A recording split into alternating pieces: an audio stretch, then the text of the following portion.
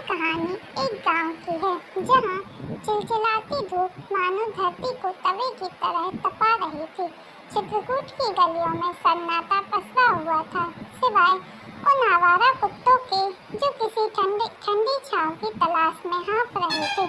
ऐसी भीषण गर्मी के मौसम में शहर के बाहरी इलाके में बने आलीशान बंगले वैभव विशाल के भीतर भी तपिश महसूस हो रही थी। हालांकि एयर कंडीशनर अपनी पूरी क्षमता से कमरों को ठंडा करने में जुटे थे। इस बंगले की मालकिन श्रीमती मनोरमा देवी एक सख्त स्वभाव की महिला थी, जिनके हर बात पर हुक्म चलता था। उनके दो बेटे थे, बड़ा बेटा रवि जो शहर में अपना व्यवसाय चलाता था और छोटा बेटा अमित जो अभी पढ़ाई कर रहा था। रवि की पत्नी रानी इस घर की बहू थी और आज गर्मी के इस प्रकोप के बीच वह रसोई में पसीने से तरबतर होकर खड़ी थी। रानी शहर के एक प्रतिष्ठित परिवार से ताल्लुक रखती थी।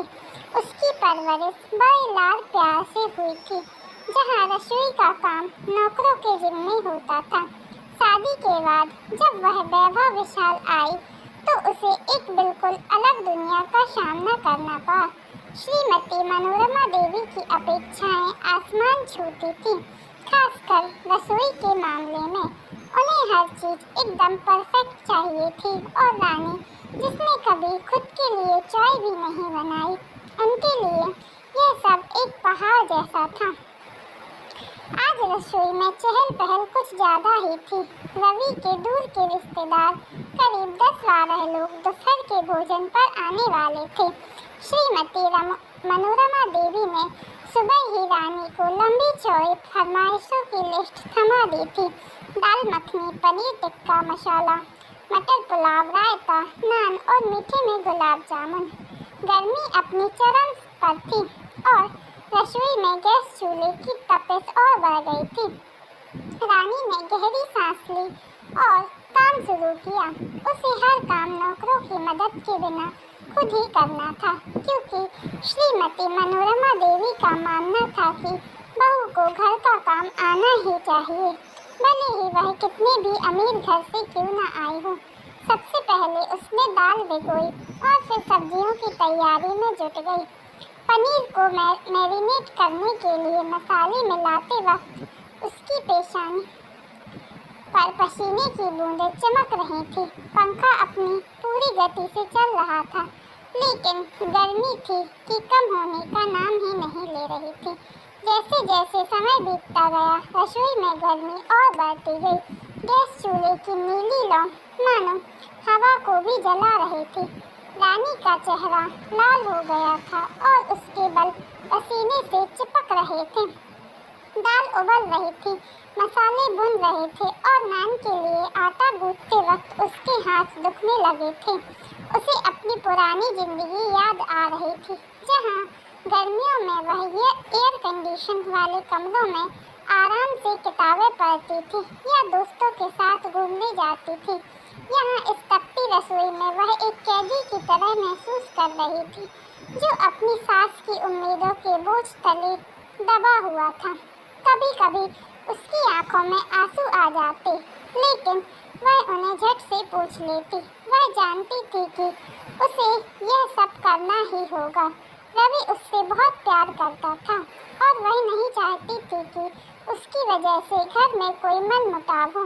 पनीर टिक्का मसाला बनाते वक्त उसे थोड़ी मुश्किल हुई।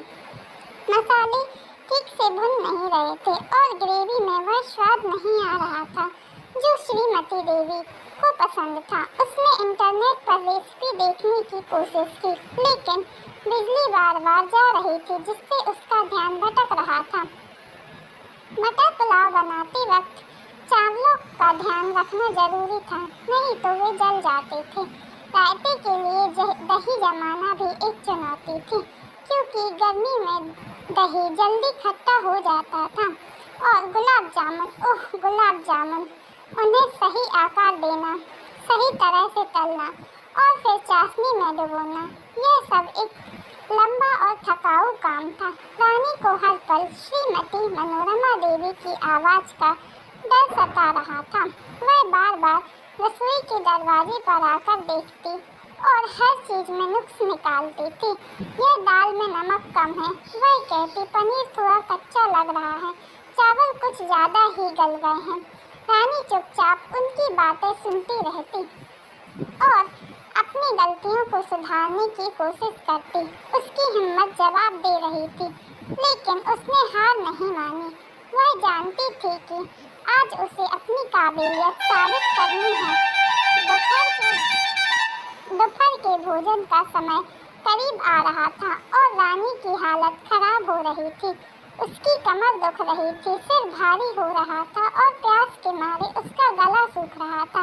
लेकिन फिर भी वह एक मशीन की तरह काम करती जा रही थी, हर चीज को समय पर पूरा करने की कोशिश में जुटी थी।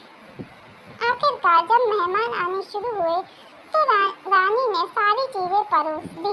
दाल मखनी की खुशबू पूरे घर में फैल रही थी। पनीर टिक्का मसाला का रंग आकर्षक लग रहा था और मटर पुलाव भी एकदम खिला खिला बना था। रायता ठंडा और ताजगी भरा लग रहा था और नान भी एकदम नरम और फूला हुआ था। गुलाब जामुन चाशनी में डूबे हुए थे, मीठे और स्वादिष्ट लग रहे थे। श्रीमती मनोरमा देवी ने मेहमानों के सामने खाने की तारीफ की। आज रानी ने बहुत अच्छा खाना बनाया, उन्होंने कहा, हालांकि उनके चेहरे पर कोई खास भाव नहीं थे। इतनी गर्मी में इतनी सारी चीजें बनाना आसान नहीं है। मेहमानों ने भी खाने की खूब तारीफ की।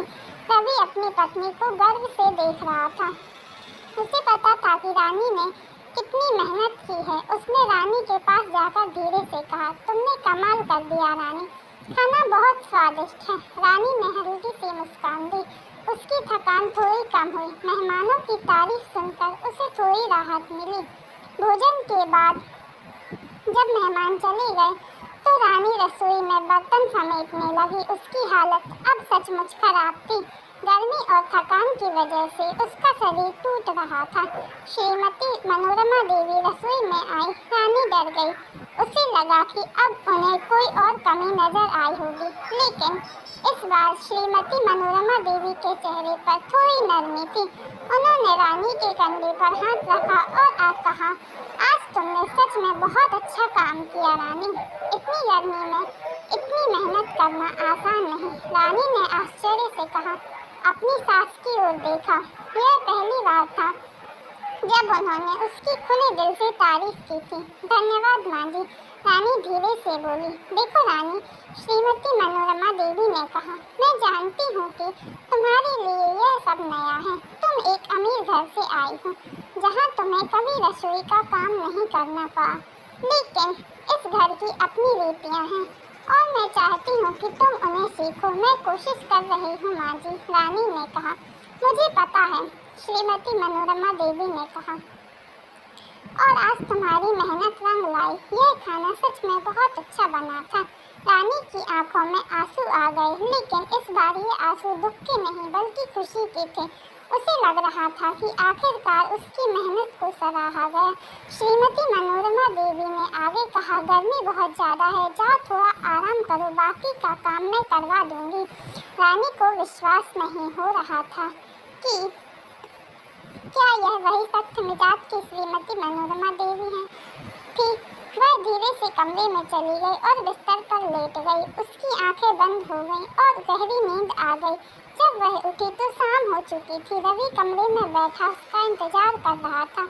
तुम सो रही थी? रवि ने पूछा। हाँ, रानी ने कहा, बहुत थकान हो गई थी। माँ कह रही थी तुमने आज बहुत अच्छा खाना बनाया था। रवि ने मुस्कुराते हुए कहा, सब लोग तुम्हारी तारीफ कर रहे थे। रानी ने रवि का हाथ पकड़ा। तुम्हारे प्यार और सपोर्ट के बिना यह सब मुमकिन नहीं था। उसने कहा। उस रात रानी को एहसास हुआ कि अमीर या गरीब होना मायने नहीं रखता। मायने रखता है कि सिर्फ प्यार, मेहनत और अपनों का साथ। गर्मी की तपिश भले ही रसोई को जला रही थी, लेकिन रानी के दिल में अपने परिवार के लिए प्यार की ठंडक हमेशा बनी रहेगी। और शायद धीरे धीरे ही सही वह अपनी सास के दिल में अपनी जगह बना लेगी। गर्मी की इस रसोई ने उसे बहुत कुछ सिखा दिया, सहनशीलता, लगन और सबसे बढ़कर अपनों के लिए कुछ भी कर गुजरने का जज्बा। कहानी अच्छी लगी हो तो चैनल को सब्सक्राइब करना ना भूलें।